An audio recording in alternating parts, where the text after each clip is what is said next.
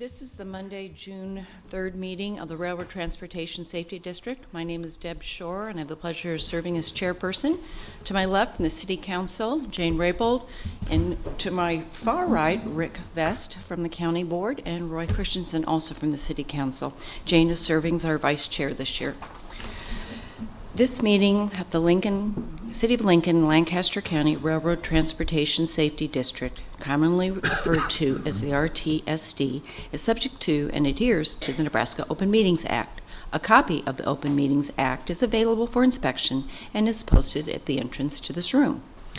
The RTSD agenda and all the materials that are being considered at today's meeting were posted on the website on Wednesday, May 25th, 2019. The RTSD website is also accessible by links from both the City of Lincoln and Lancaster County official government sites. In addition, on May 29th, 2019, the meeting agenda was posted on the bulletin board located in City Hall, first floor, 555 South 10th Street. A copy of the agenda is also available at the entrance to this room. One copy of the meeting agenda and all the materials being considered today are located on the dais, and complete copies of these materials are also on file at the RTSD office at 949 West Bond Street, Suite 200. And with that, we will officially call the meeting to order. The first item on the agenda is approval of the minutes. So moved. Second. Any comments or corrections? If not, call the roll, please. Christensen? Yes. Ribble? Yes. Shore? Yes. Yes. Motion carries 4-0. And we will note that we are down 2 members. The City Council currently has a vacancy on the council, and the County Board does as well. So hopefully we'll have 2 new members joining us at our meeting in September. Item number 4, Statement of Financial Activity. Ron, good morning.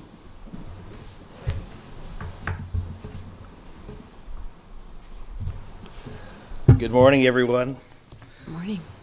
And I'm Ron Rohde with the Lancaster County Budget and Fiscal Office, and veteran of 4 months here, so I'm a veteran of actually one of these presentations back in March, so good to support Roger Feigard and the RTSD board and the accounting endeavors. So without further ado, this is the RTSD, or Railroad Transportation Safety District Fiscal Year 19 Statement of Financial Activity, and this is through May 28th, 2019.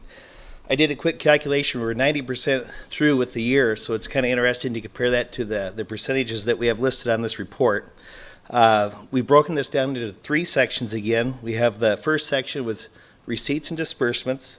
The second section is the bank balance, and then the third section is the investments. So we'll break that down accordingly in a little bit more detail here right now. Again, keep in mind that we're at 90% of the month complete through the May 28th cutoff date when we pulled these numbers. As far as receipts, our tax receipts are at $5,516,505, and that's year to date through May 28th, 2019. Projected cost reimbursements, miscellaneous reimbursements, $270,798.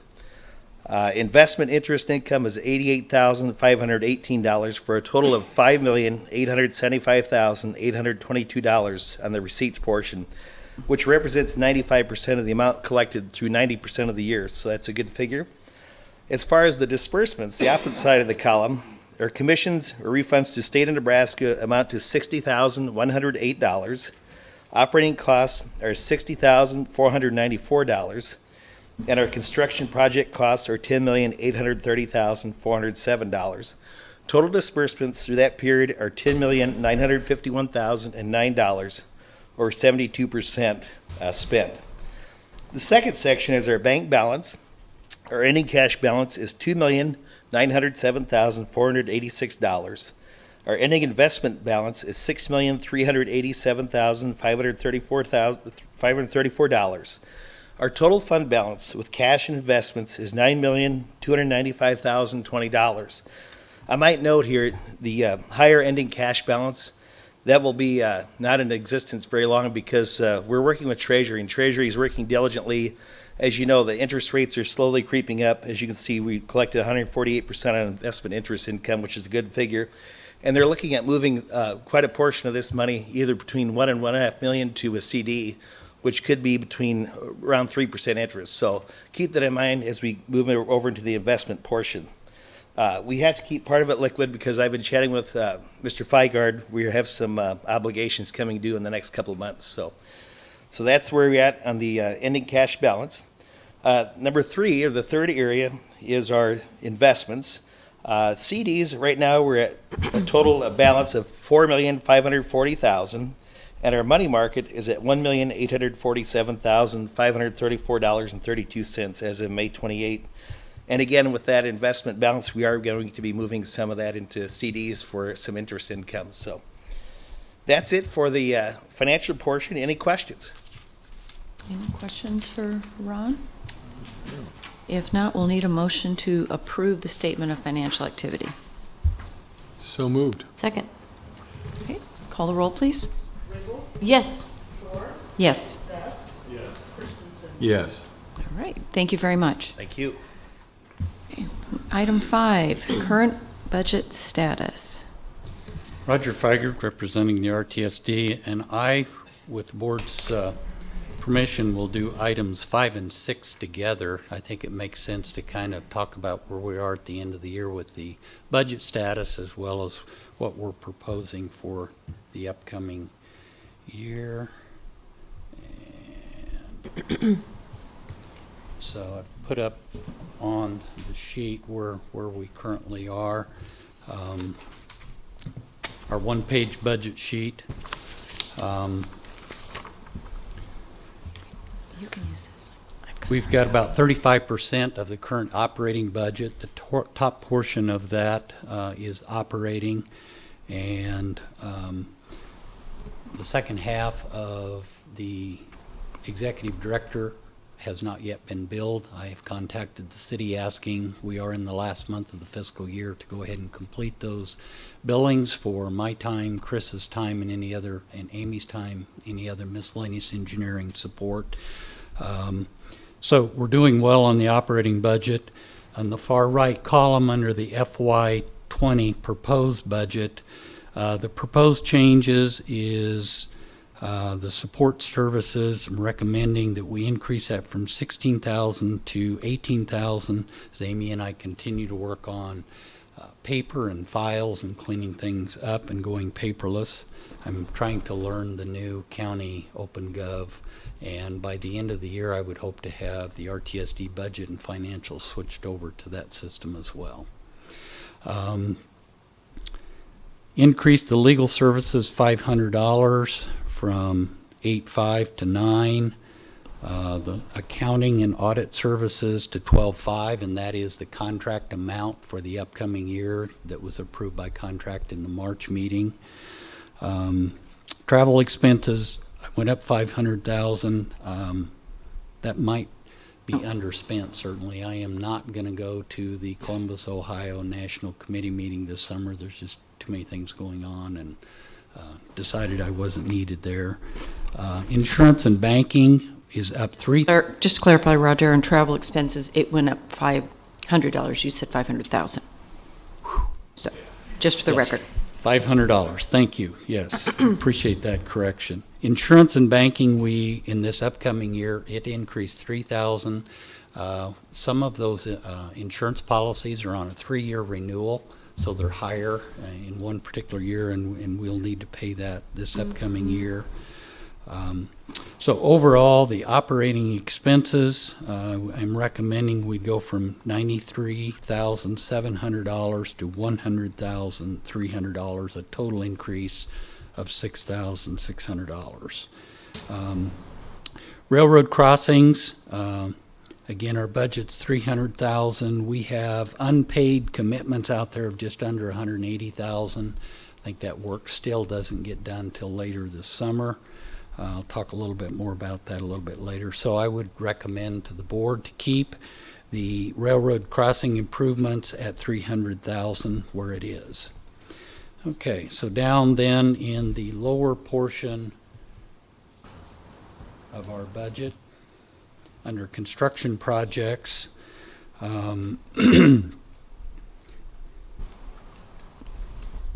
we have actually spent about 26%.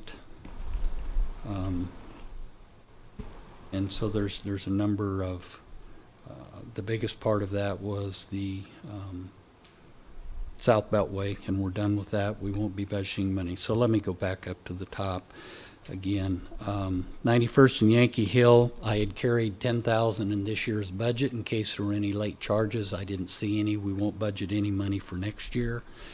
The Salt Creek Railroad underpass out near Hobson Yard, the NRD continues to work on that. Nothing's been spent.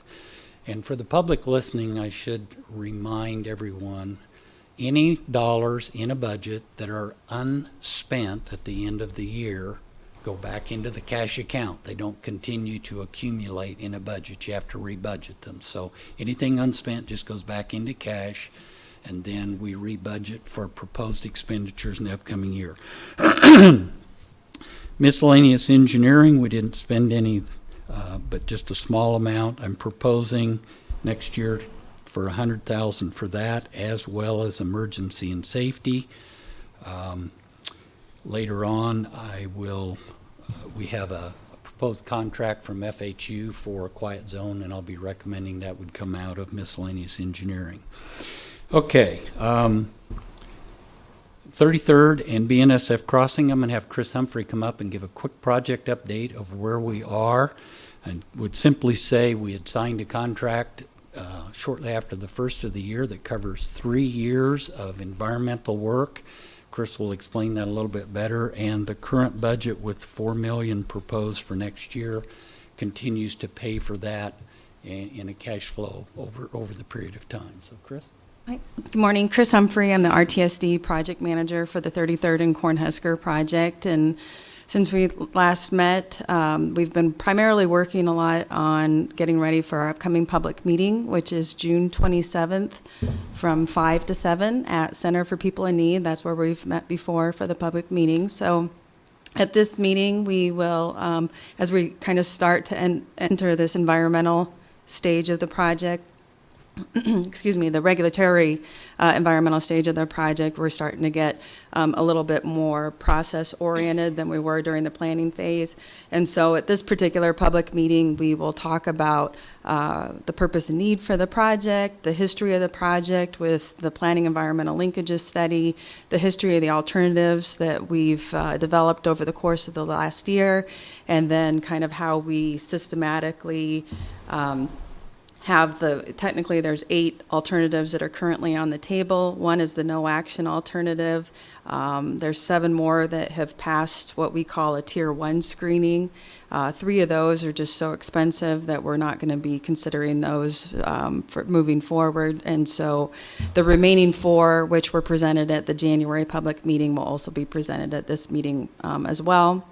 And we will be taking public comments on those 4 alternatives. We are also working with different agencies, whether they be federal, state, or local agencies. We are currently taking comments from those as well. And so after the public meeting, after considering public comments, agency comments, everything that we've learned during the Pell study, the Planning Environmental Linkages study, we will take all of that and weigh that against the transportation needs of the project, and then start to eliminate at least 2 of those final 4 alternatives to carry into the official, what we call the NEPA process. And I say at least 2 of those because we don't have a determination yet on whether we're doing an environmental impact statement or an environmental assessment. So that's 2 different levels of an environmental document that we have to do.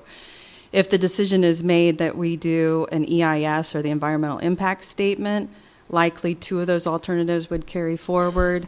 If it's an environmental assessment, then perhaps just 1 alternative would be carried forward with that. So that decision will be made this fall. And will be made by? That will be made by the RTSD and the City of Lincoln, and the process that we used will be acknowledged by the State of Nebraska Department of Transportation and the Federal Highway Administration. At the end of the environmental document, the State Department of Transportation and Federal Highway Administration will formally sign off on the alternative that's chosen to move forward into final design and ultimately construction. So, after that decision is made, we will have another public meeting to let the public know what the decision is made and which one or two alternatives which would be carried forward into more detailed preliminary design, so that we know the exact footprint of that construction of that project would have on the environment. And all of that information would go back into the environmental document that would be, hopefully, our schedule is to have that signed off on in 2021. Then we'd enter into final design, right-of-way acquisition, and we're still looking at construction in about 2026. Questions for Chris? All right, thank you. Okay, thanks. We will, Thank you, Chris. Okay, and again, the $4 million proposed in there for that is the money necessary to meet the obligation of the contract that was signed earlier this year. Hickman Quiet Zone is done. OPPD at 84th is done. Salt Creek Levee north of A continues to be a project the NRD works on, but so I continue to show $50,000 in there. South Beltway is done. We continue to carry a small amount of money if we need to go back and continue to do some things on the Southwest Lincoln Quiet Zone. That's kind of on hold as we've continued to talk about the Hastings Line relocation. And I have $100,000 back in there. We've kind of been on hold the last year, but with 33rd and Cornhusker starting to move ahead, I think it's time to try to re-engage the railroad and move ahead with that. We don't currently have any additional contract in place. We need to come back to the board for that. OPPD at Pine Lake, that's the city's project, and OPPD would be putting in a new crossing, that location. I don't think we're going to get an invoice from them.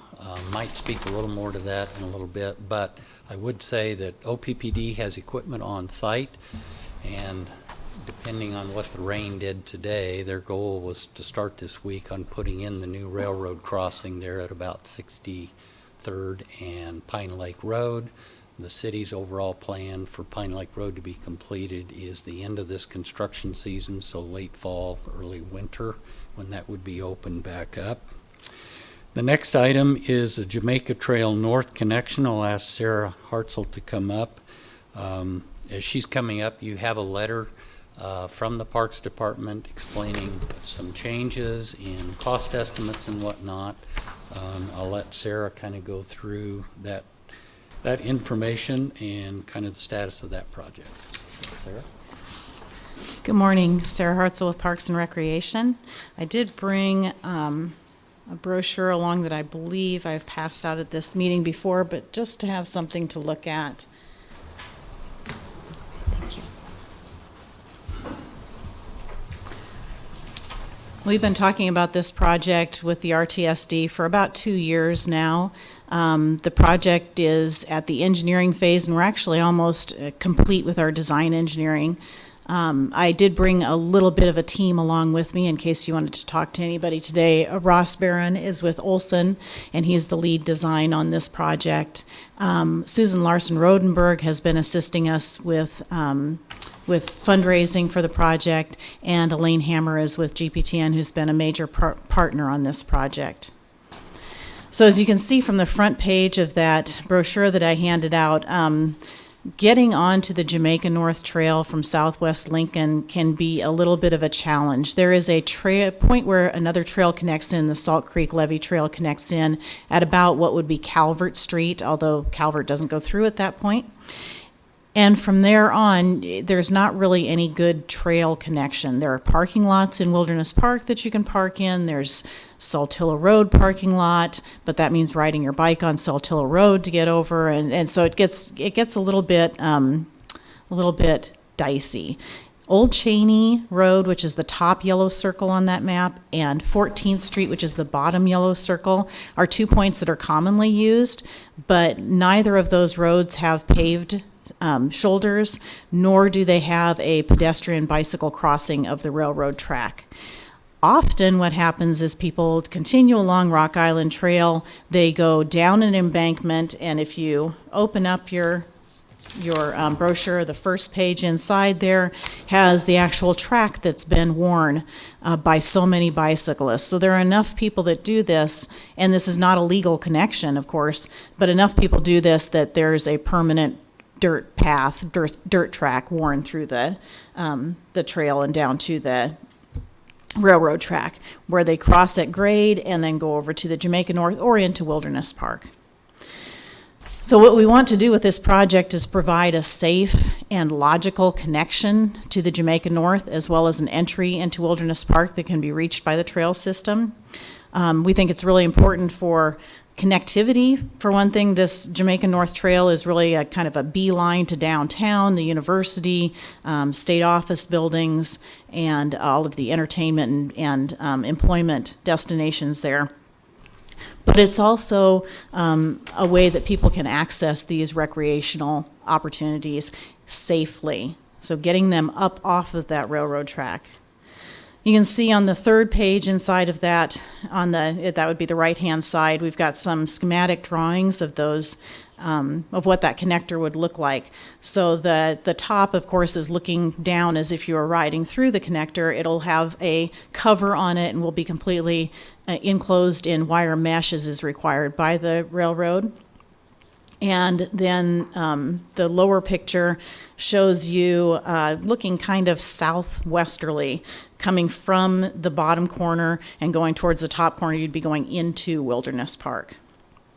So we've got a railroad track, a double railroad track that's quite active. Often trains are put on a siding here to wait for other trains to pass. So we often have stopped trains, which is a real temptation for people to try to crawl through, throw their bike under and climb over and that sort of thing. And we've heard anecdotal stories of that happening. Now, the railroad does park a vehicle here occasionally and issue citations to people who trespass on that property, but it is still happening quite often.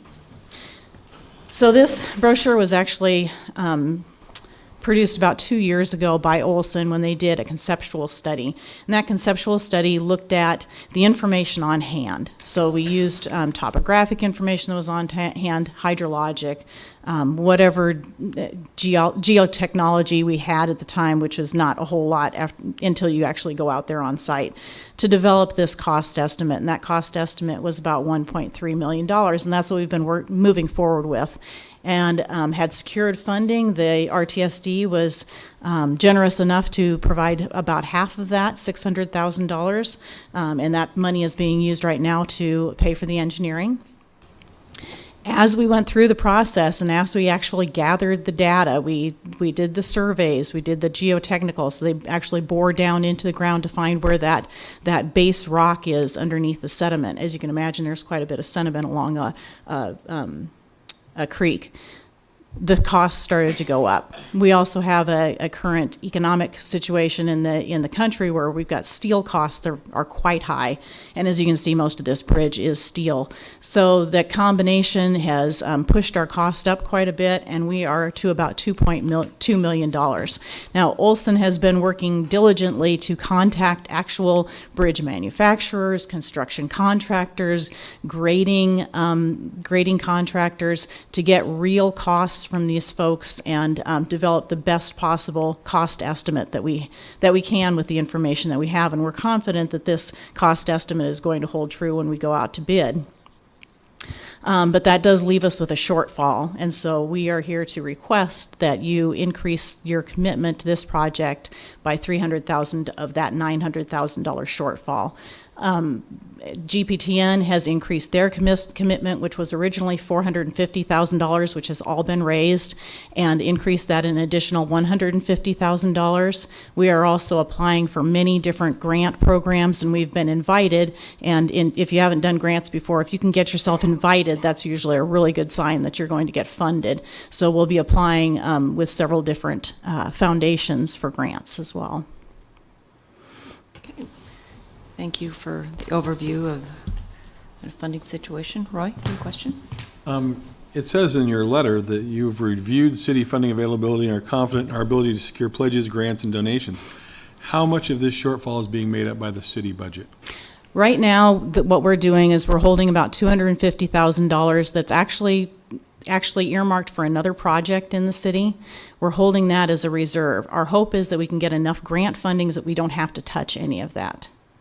So you're asking the RTSD to give $300,000 where the city is not going to give any. We are.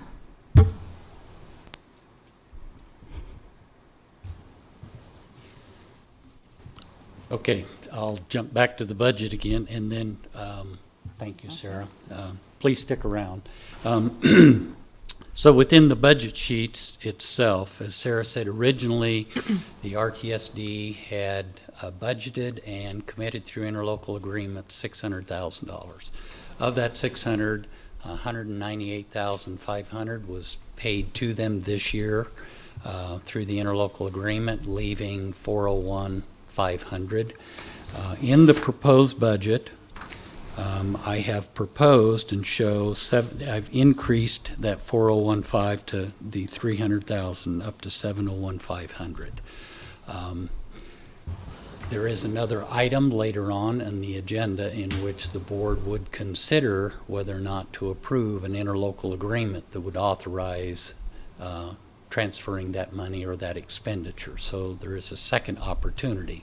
I've simply tried to provide the money in the budget here for you to have that consideration. I would say that increasing that budget line item to 701,500 has not placed an undue hardship overall on the RTSD budget and our ability to cash flow that in that time period.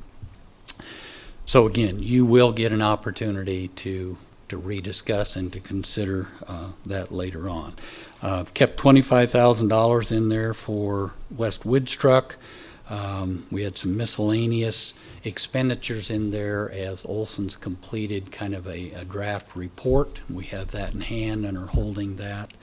And then also the $100,000 to cost share with the city on the North 48th Street underpass, 48th and Cornhusker, the potential widening of 48th Street from Adams up to Superior. Consultant has been selected, but they haven't yet signed an official contract, and we haven't received an invoice, so I'm proposing we'd simply rebudget that money for next year. The second attachment that you have as part of this whole thing is the 12-year CIP, and I do have that up now. Would simply point out this is the document in the projects that I use to generate the budget, also look at cash flow and levies. And if you'll notice in the kind of in the lower left, in green, the 701,500 shows that proposed increase. The other thing I wanted to point out was about 2/3 of the way down, the Hastings sub relocation feasibility is in there. And what I have done is I've actually started putting money in the out years should that project move ahead. But we have 6 years of $100,000, and those really are placeholder to jumpstart engineering, continue to get back to interaction with the railroad. There isn't any guarantee that we would be spending $100 every year, but it is there and available to perhaps move ahead and then out in year 25, 26. That's when we'd actually start needing to budget some additional money for engineering and moving ahead. I thought it was important to start showing some future expenditures for that project. The RTSD kind of does one major project at a time. 33rd and Cornhusker is that project right now, but we need to be thinking, I think, the Hastings sub-relocation with the potential of eliminating 5 arterial street at-grade crossings and some other consolidations makes it a high priority and should move forward for additional public discussion. So I would answer any questions you have either on the current status or the existing budget, and we would, Questions? and item 6 would be asking for consideration of that proposed budget for the upcoming year. Do you want to address just the $500,000 for both OPD and South 84th, as well as 98th and Bregan Road? They're just kind of solo On the numbers. CIP? Correct. Yes, good point. Okay. Typically, the RTSD has been budgeting money to pay for any new at-grade railroad crossing or a complete rebuild of those on arterial streets, whether they be in the county or in the city. So 84 OPPD at South 84th Street, if you think about that, the shopping center at 84th and Highway 2, there is a short stretch of two-lane roadway between Highway 2 now and Yankee Hill Road. So I have provided, I'm just estimating that maybe something will happen in the next 2 or 3 years that might require the city to move ahead with widening 84th Street to a 4-lane roadway, and that crossing would need to be improved. If nothing happens, I'll just continue to slide that 500 on out, but it is to be prepared should the growth happen for that. Which other one did you? 98th and Bregan, down at the very bottom. Okay. 98th and Bregan Road would be the same way. That is out towards the outer edges of Cheney and South Beltway coming in. That's just another crossing out there that might need improved. And the goal is to try not to forget those kind of improvements for the city and the county, and for the RTSD to be prepared to assist in a cost share to pay for those railroad improvements. There's one other one in there, right in the middle in year 2, 2021. There's $15,000 in there. Believe it or not, that will put us at 5 years of the quiet zone in Hickman, and the RTSD has been paying for the reevaluation of the quiet zones that need to be done every 5 years to keep them current and meet conditions. So just trying to think ahead, have those dollars available if the board wants to approve them in the future. Jane. Roger, will you be talking about 27th and Highway 2, the crossings? Yes. Are you going to be reporting on that on number Yes, 13? down towards the Okay. bottom. Okay. Yes. Other questions for Roger? So should we take action on item number 6? Then there is an assumption that the additional dollars would be allocated to the Parks project.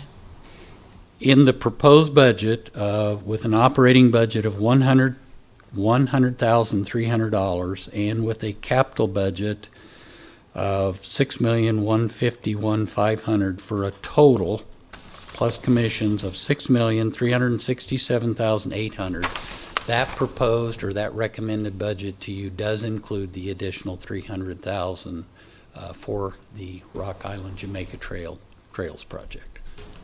So it would be in there. It doesn't commit you to spending that because you have an item further down the agenda in which to consider an interlocal agreement that would authorize that expenditure. I move approval of the 2019-2020 budget. Is there a second?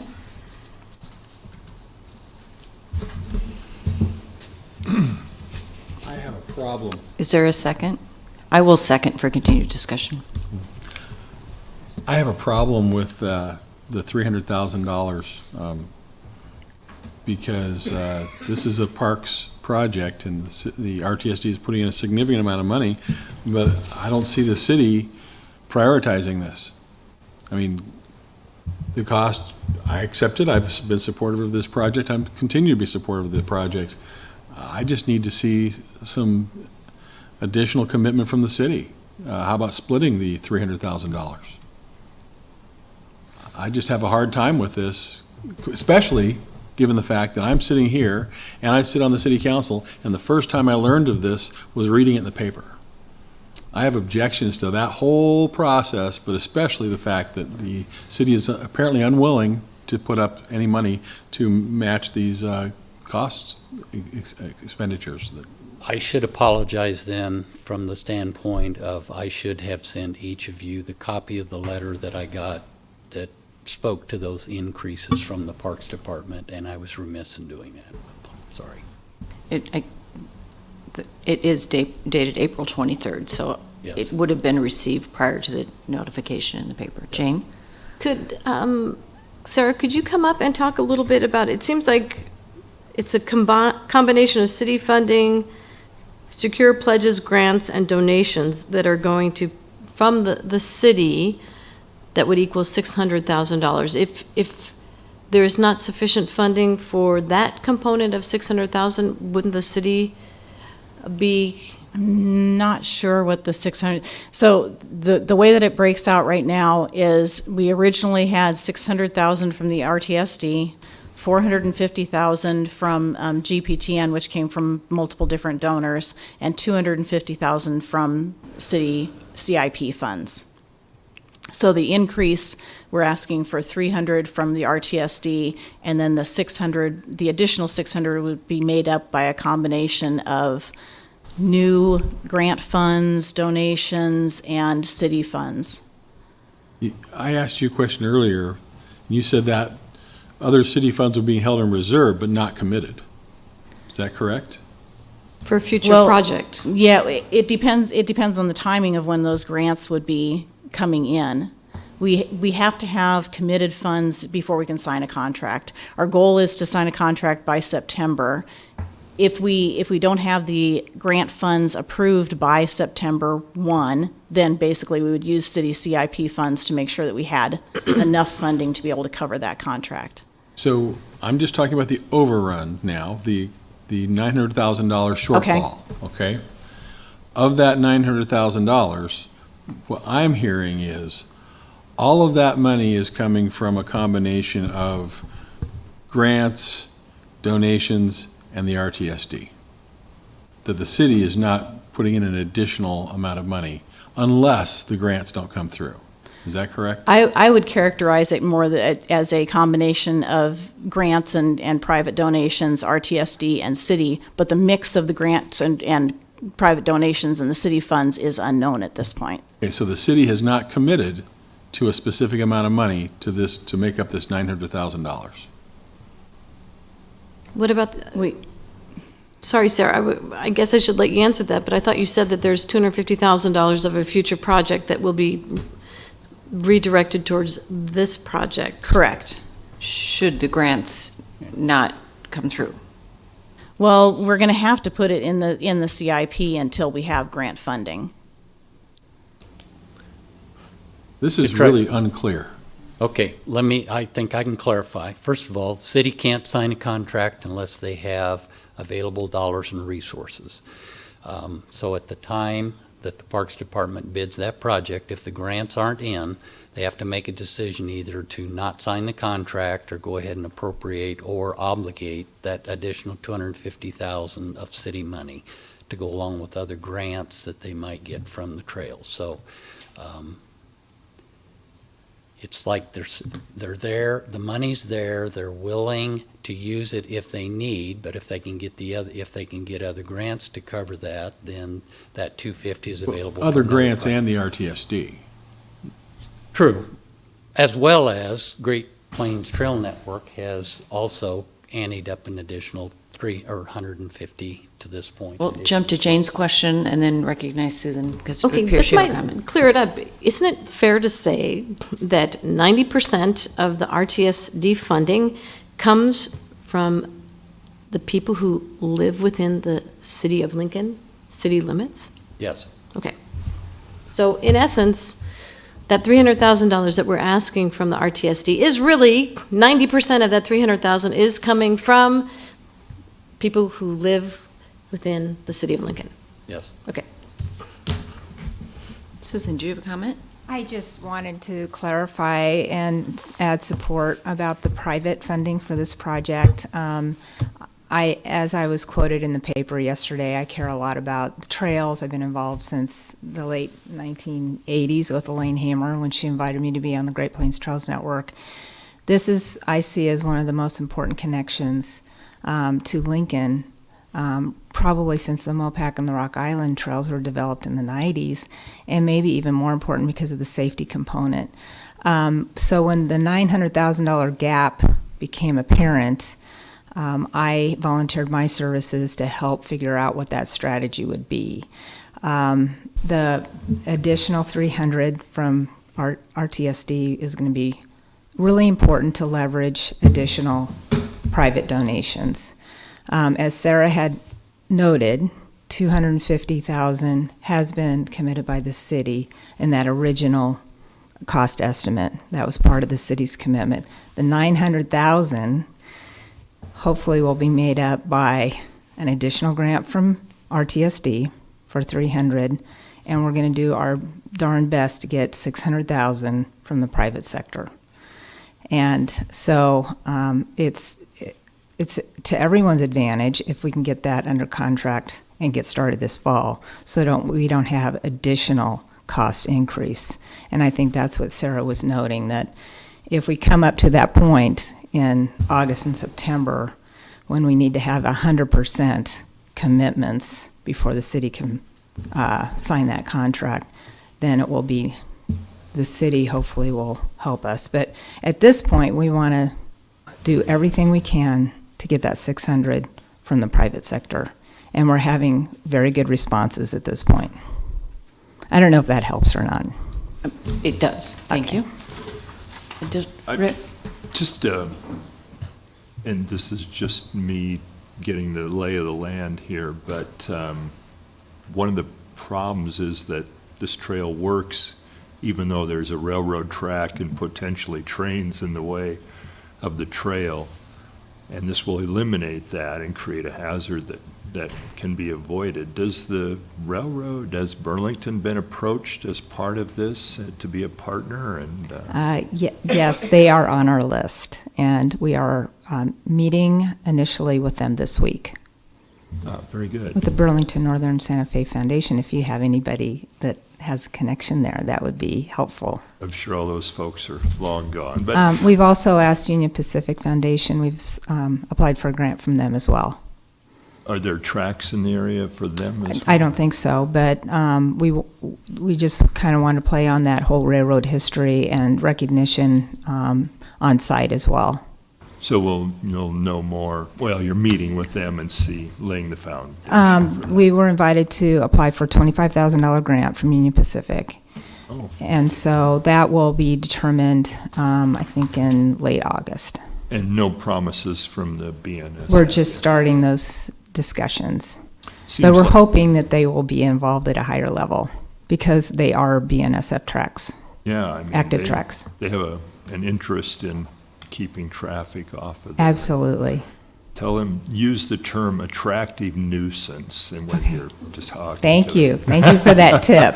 Appreciate it. Anyway, so it seems to be the point of controversy is the 250 from the city is maybe going to go into the fund, if not enough. That's in kind the of our grant. backstop at this point, but we're hoping that we don't have to tap into already stretched city funding and Parks Department funds as well. Whereas you're asking for a full commitment of the 300,000 from the RTS. Absolutely. I think that's where the disappointment lies. Thank you for your time. Just as a matter of reference and some history, typically RTSD has been a primary funder when it comes to railroad improvements for road projects, sometimes as much as 80 or 90% depending on the federal grant. One of the things that have impressed me over the years from our Parks Department and our Trails Network folks is that rarely have they come to the RTSD asking for 80 to 90% of the project. We've been pretty much in that 50% cost share overall, so they've been committed locally to bringing other money. With this 300,000, we're still in that range, actually a little less than 50% of the overall proposed project cost. But just to say this wouldn't be out of character with kind of what the RTSD has done up to this point in time for your consideration. Well, I'm certainly sympathetic to Roy's concerns, but when I look at this picture right here, about the attractive nuisance. And I'm one of those people that have spent time on the trails, parked in the Sotelo lot, tried to jog along the street, watching for traffic. It's a safety concern. And we know that this new bridge will be utilized by hundreds each week. I feel like it, excuse me, I don't mean to interrupt, Deb, but I feel like this has got an additional tourism component. As Sarah mentioned, getting people safely from our existing 134-mile trails network to Wilderness Park and also the Jamaica North safely with this connection. From that point, you'll be able to ride all the way to Marysville, Kansas if you want. So when you think about people coming to Lincoln and spending a couple days and enjoying our trails in addition to some of our other wonderful amenities here, that is a perfect family activity for people to do. Jane? I just want to clarify the numbers. So if we're partnering with the city, that placeholder of 250,000 grant money and other sources of private donations, that means that 600,000 represents 66.6% of that $900,000 deficit. If you factor in the balance of that deficit, and we agree that 90% of that 300,000 is being paid by the citizens of the city of Lincoln, that's $270,000 that is, which boosts that up to, a minuscule portion that the RTSD is asking to lend their power so that we can actually go out and leverage that for additional grant funds. So I think you have to keep it in that perspective. And I don't. well, you should. I mean, because if No. Roger just explained that the majority of the funding comes from the RTSD on projects of this nature, and if you look at right now, the deficit is being paid by 66% of it is from the grants and the city of Lincoln already. I think you should look at the numbers, because to me, the numbers speak volumes of where the financial commitment is coming from. Roy, do you have a comment? I just disagree with that analysis, that's all. Look at the numbers. We have a motion, a second. Are there any other questions? And we are approving the budget in its entirety. All right, call the roll, please. Yes. Yes. Yes. Yes. Motion carries 4-0. All right. Okay, thank you. Consideration of the, The next item is the consideration of a levy request from the county board for the 2019 tax roll for the purposes of this budget and the 12-year CIP. All those numbers were run using the current levy that is 2.2217. And I guess I'm here today to say you can support that budget and CIP. There's a couple of glitches in some of the out years, and I have a cash flow if we want to look at that at some point. But my recommendation with the increased valuation is that the levy could stay where it is. So my recommendation to you is to send a request to the county board to continue the levy as exists, 2.2217. 2217.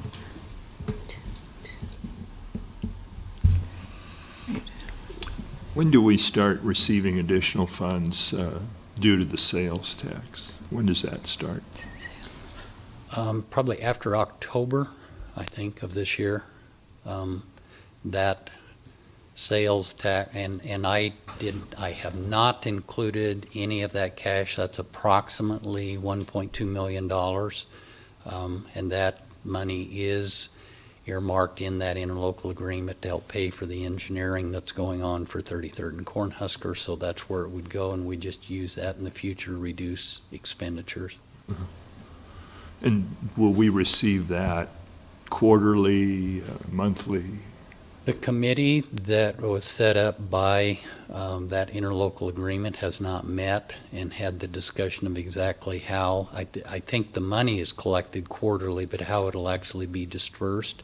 And President Shore and myself are on that committee, and obviously we'd be advocating for that money to come as soon as possible to help pay for 33rd. Yes, Roy. Just to clarify, if we're talking about a sales tax All sales tax are collected by the state of Nebraska and dispersed on a quarterly basis.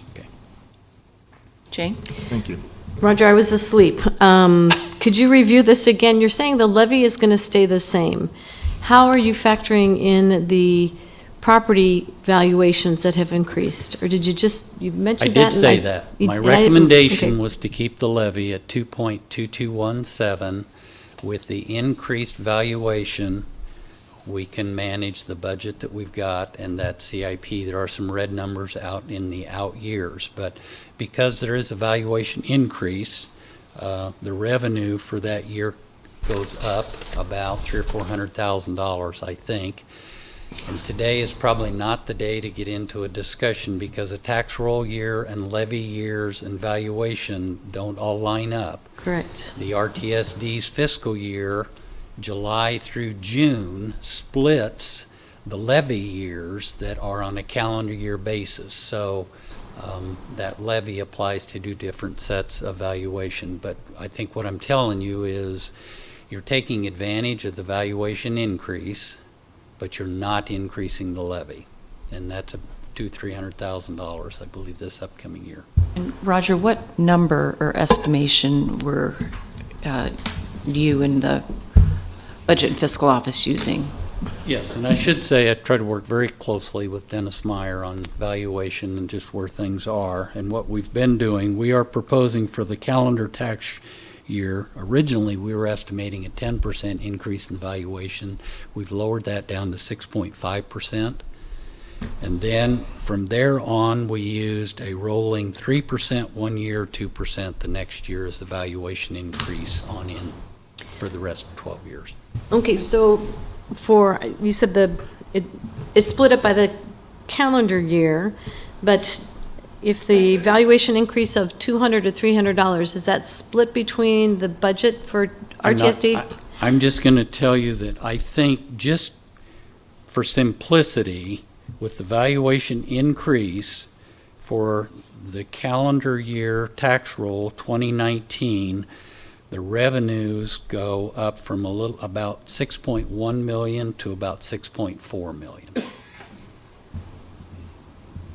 with a 6.5% valuation increase.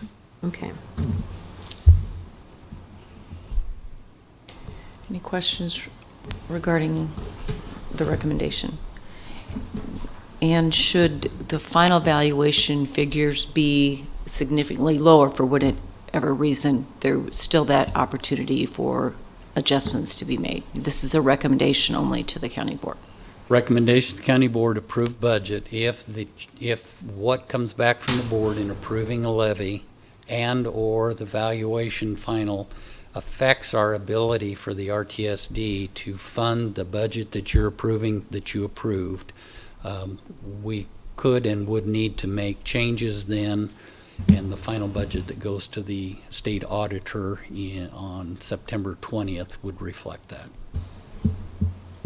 All right. Is there a motion to approve the levy request at 2.2217? So moved. Second? Okay, additional discussion? Call the roll, please. Yes. Yes.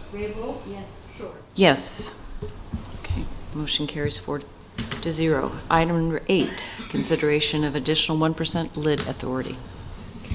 So I'm recommending to the board that you take advantage of that 1% additional lid authority. For anyone listening, that I want to remind everybody that does not increase the budget 1%. It provides a potential in the future, should this board need additional money, that 1% authority is there and available to you. It requires an additional vote on a budget and a vote to take advantage of that. So this isn't an automatic increase in any way, shape, or form of the budget. If you do not vote for that 1% additional authority, that additional lid authority is not available. You can't ever go back and pick it up in the past. And I know the county board typically has done that. I think the city council also at times has done that as well. So my recommendation is that you approve the 1% additional lid authority. It doesn't increase the budget, but you have that as a factor of safety in the future if you need it and so desired and voted for it. Jane? Roger, correct me, please, if I'm wrong, but hasn't the RTSD always approved this 1%? Not always. Not always. We had a couple years where didn't, and we didn't specifically, a couple of years, put it on the agenda to have that discussion, and I think then there's the question of the number of votes it takes for that to pass when you pass the budget. So we have not always. So the question to you today is, do we have enough votes to pass, enough members present to be able to get this to pass? Yes. Okay. And the county board historically has always authorized this additional 1%, at least from the point that Dennis Meyer joined the county team, because he feels so strongly, and we have him on standby if anyone would like his very detailed explanation of why. Can I make a motion? Yes. I move that we approve the additional 1% levy authority. I second. Call the roll, please. Yes. Yes. Yes. Okay, motion carries 4-0. Item number 9, contract with Crosby Gunzel. Okay, Bill Kudelik is here. The contract that you had in your packet and was online is exactly the same contract as last year, providing legal support and representation. I would remind the board that Crosby Gunzel has done an excellent and an outstanding job. They're very responsive. The rate that they're charging in here, $155 for partners and $100 for associates, is somewhere in the range of 60% of normal hourly fee rates. So we are getting a prorated and a generous, I think, savings on that. Bill is here to answer any questions. Yeah, Bill Kudelek, Crosby Gunzel Law Firm, 134 South 13th Street. Certainly appreciate the long-standing relationship we've had with the RTSD board. Would enjoy working with Roger and would like the opportunity to continue that relationship. Again, the contracts, no changes from last year. In fact, it might be a few years since we've had a change on this, but certainly acceptable to me and our firm, and we'd appreciate the opportunity. Any questions from any of you? Just a comment from me. I certainly appreciate the responsiveness. When we come to you with a question, we normally get an answer that day, so that's really appreciated. And Roger, you're well satisfied. You want to continue? Yes, my recommendation to the board is to continue, absolutely. I would move approval. Second. Call the roll, please. Yes. Yes. Yes. Yes. Okay, motion carries 4-0. Thank you, Bill. Consideration of FHU contract. Hard to believe this is the second reevaluation in Northeast Lincoln. That means we're approaching almost 10 years of the quiet zone in Northeast Lincoln being in place. Just a reminder for those folks out there listening, every 4.5 to 5 years, an agency must go in and reevaluate and affirm that the safety measures, signs, markings that created the quiet zone are still in place. FHU did that reevaluation nearly 5 years ago, and you have in your packet and on the web a contract from FHU proposing to do the same thing. Rick Hayden from FHU is here in case there's any questions. A long-standing good relationship with them to do that. The proposed fee on that is a lump sum of $8,500 to do that. We certainly, when 33rd and Cornhusker is completed, that much of that quiet zone will go away, but we stand to receive much benefit for several years still of that quiet zone while we're waiting for that project. So I'd answer any questions you might have. And those funds are allocated in the budget under miscellaneous engineering? Miscellaneous engineering. Okay, is there a motion to approve the contract? I would move approval. Second? Call the roll, please. Yes. Yes. Yes. Yes. Motion carries 4-0. Item number 11, ProRail MIPRC funding MOU. Apologize for that. MIPRC stands for the Midwest Interstate Passenger Rail Commission. It is a 9-state interstate compact commission that promotes, coordinates, and supports regional improvements to passenger rail service. The member states include Illinois, Indiana, Kansas, Michigan, Minnesota, Missouri, Nebraska, North Dakota, and Wisconsin. Iowa, Ohio, and South Dakota are also eligible to join. Nebraska has been a member, but as the legislature voted last year to take them out of that compact, and that membership ends this summer. We've had a request from ProRail Nebraska, and two of their members, Bob Kozelka and Richard Smelling, are here today to answer any questions. The annual membership fee for Nebraska to belong is $15,000 a year. And while it speaks directly to passenger rail service, much of the passenger rail on Nebraska runs on freight railroad, BNSF or UP trackage. So to my way of thinking, the commission is about improving safety, improving tracks, improving the intermodal capability, whether it be freight or passenger rail on the tracks that go through Nebraska, and I think that it would behoove Nebraska to stay in. The bill to put Nebraska back in the compact is stuck in committee, and they are looking for additional funding sources. ProRail Nebraska has signed an MOU stating that they would, should the bill come out of committee, they would provide $1,000 per year over a 5-year period to help offset the cost of that $15,000 a year. In your packet, you had a letter from ProRail Nebraska and a draft MOU, which has been reviewed by our legal representative, and that MOU, should you choose to consider it, and it has some blanks in it. I was going to recommend to you that, similar to ProRail, the RTSD might offer up a $1,000 per year over a 5-year period, should the bill come out of committee and be approved. And are you not finding the? I'm on it now. Thanks, Okay. Roy. All right. And if it comes out of committee and is passed, the bill is passed, then there's a special fund set up, and these funds could go in there. If nothing happens with the bill, these funds don't go anywhere, and you're under no obligation at that point in time. But I'm not sure that I have give you a full picture of that whole thing. I'd answer any questions, and if you have questions of Bob or Richard, I'd be glad to have them come up as well. Yeah, that'd be great if they'd want to step forward. Tony, you have a question. Good morning, gentlemen. I'm Richard Schmelling, and I live at 4610 Van Dorn Street. I'm the District 1 Director of ProRail Nebraska. Roy and Jane get to see me on a regular basis, and the county commissioners not so much. We, in the state of Nebraska, we have let our public transportation just go in the trash can.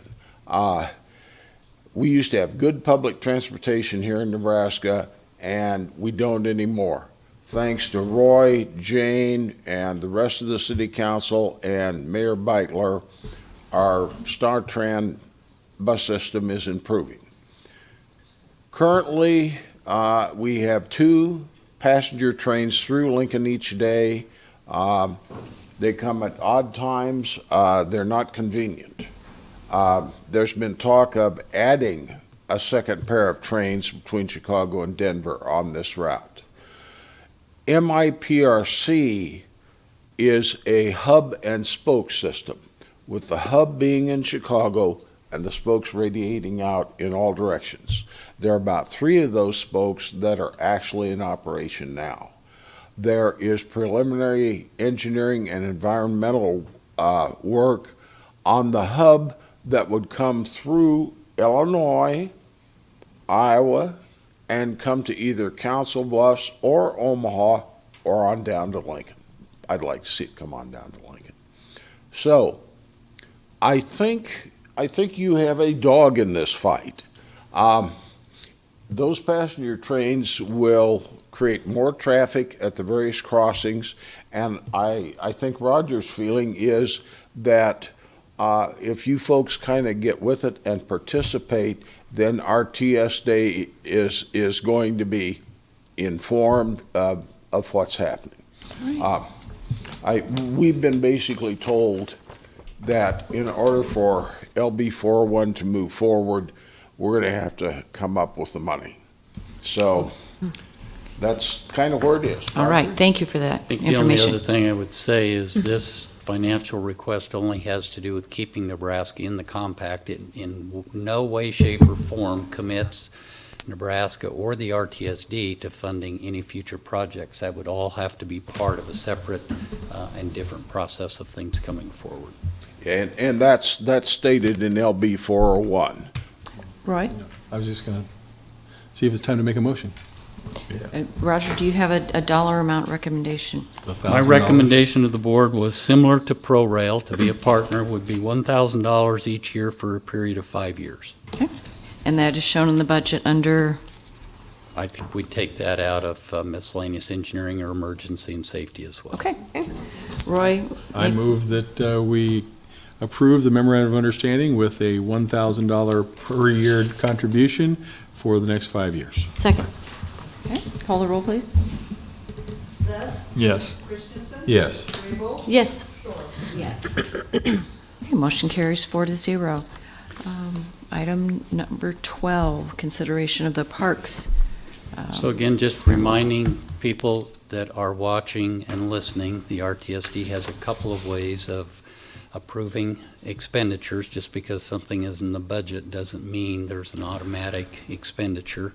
We use an interlocal agreement for creating a project and then annual expenditures. And this is the proposed interlocal agreement for financial funding for the next fiscal year for the Jamaica Trail, Rock Island North connection. And the way it is currently written, it has in there that the RTSD could contribute up to the $701,500, which is the addition, includes the additional $300 that was discussed previously. So, and Sarah is still here, so. Roy? I just want to clarify that I accept Jane's numbers. What I reject is the underlying assumption that since 90% of the tax dollars involved are paid for by the city of Lincoln, that therefore the city of Lincoln Parks and Recreation Department should be excused from putting a hard dollar contribution into this $900,000 shortfall. Now, having said all that, if we had a full 6 members here today, I would vote no on this, because I don't think the Parks and Rec should be excused from a contribution that's a hard dollar contribution. However, I have supported this project and will continue to support this project, and if I vote no today, this doesn't, it throws a monkey wrench in the works. I'm going to vote yes, but I want everybody to understand why I'm voting yes and not voting no. Comments noted. Is there a motion? I move approval of the interlocal agreement. Is there a second? I'll second. All right. Call a roll, please. Yes. Yes. Yes. Yes. Motion carries 4-0. Project and crossing updates. Okay, I'll be brief. We've talked about a number of them. Chris covered 33rd and Cornhusker. Sarah gave us an update. I think I quickly gave an update on LPPD and Pine Lake Road. Hopefully those crossing improvements start this week and the road is open by the end of the construction season. 48th and Cornhusker in that underpass, JEO is the selected firm. The final contract has not yet been signed, but we already have had a one-day workshop beginning to look at a range of alternatives of how that roadway might be improved and the capacity under the railroad tracks and through the intersection might be improved. Just working on early concepts, but again, I believe we won't make any payments on that till into the next fiscal year. 33rd and Cornhusker, we are still working with the city to get sidewalks constructed on the west side of 33rd Street to be used and improve safety for pedestrians and bicyclists while we wait for 33rd and Cornhusker project.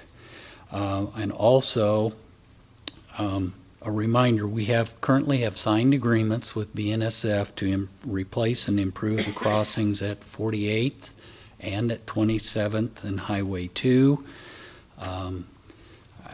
Certainly our hope, many of you probably saw there was an article in the Journal-Star about a week and a half ago talking about the disrepair, and after conversations with the city and President Shore, I did write a response back. I think we all agree that it needs repair. Funding is not an issue. The RTSD and the railroad are paying for that. The biggest issue really has been weather, flooding, and the need of BNSF to restore rail lines in other parts of the country so trains can run rather than working on some of these crossings. But we'll continue to move ahead and work on those. And again, our goal is to have those replaced yet this summer. In the interim, I've asked the city maintenance department to regularly patch and repair to the extent they can that crossing and try to keep it passable. And we're asking the public to slow down and be careful as they go across that crossing, and we'll get to it as soon as we can. That's all I had for crossing updates. That answer any other questions? And you referenced an article that was in the Journal-Star. It was a letter to the editor from a constituent, just Yes. so we're Thank you all clear for what that clarity. prompted. Not that we weren't all well aware, for those who drive that route every day, it's bumpy there. Rick, did you have a question? No. Okay. So hopefully, sometime this summer, Yes. the railroad would take on their part of the repairs. Yes, and as you think about 48th and Highway 2 and 27th and Highway 2, it isn't without some pre-planning. There needs to be a significant amount of paving repair done at 27th Street, which probably requires 10 days to 2 weeks of closure for the railroad to do their work, and that's a lot of arterial traffic that's got to go somewhere else. And so we need to coordinate that with 48th Street as well. So I am working with LTU, Lincoln Traffic and Utilities, traffic operations to make that as painless as possible. Certainly the goal would be to have it done before school started. Any questions regarding projects or crossings? If not, we'll move to item 14. Any non-agenda items or comments from the public? I have just a couple, but we'll wait for the public certainly to come Sure. up. Okay. I wanted to publicly thank Jennifer Brinkman and Cindy Lamb for their participation, their service as a county commissioner and as a city council person, as well as their service on the RTSD board.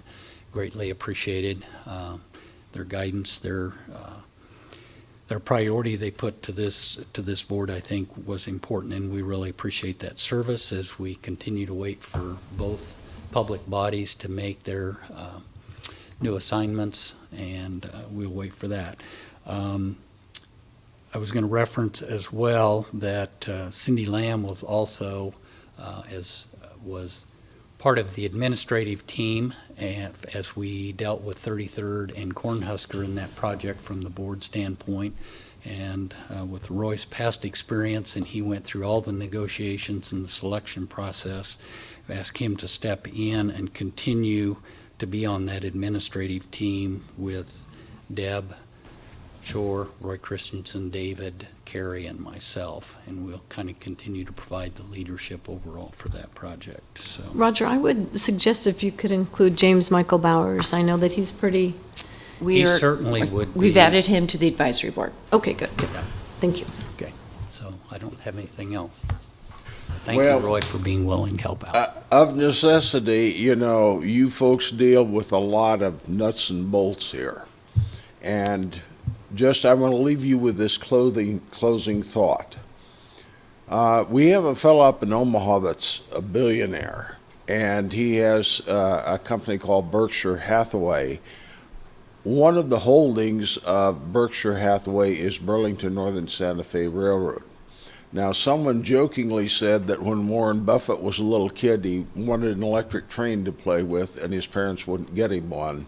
So what he did as an adult was he went out and bought an entire railroad, which is kind of interesting. Warren Buffett pretty much lets those properties or companies that he owns make their own decisions. But he kind of keeps his finger in the pie. He took a look at the railroad industry as a whole, and basically what his analysis concluded is by the year 2040, we are going to see a 20% or more increase in rail traffic in the United States.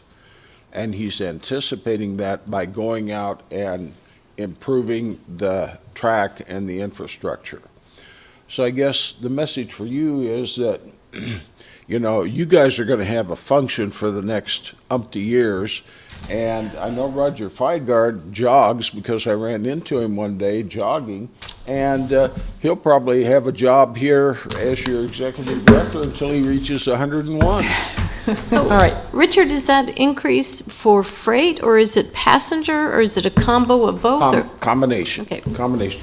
Even though we're not seeing a lot of rail passenger here in Nebraska, in other parts of the United States, we have a rail revolution. We have new commuter rail projects going into place. We have some intercity stuff going in, and so yeah, that would include freight and passenger both.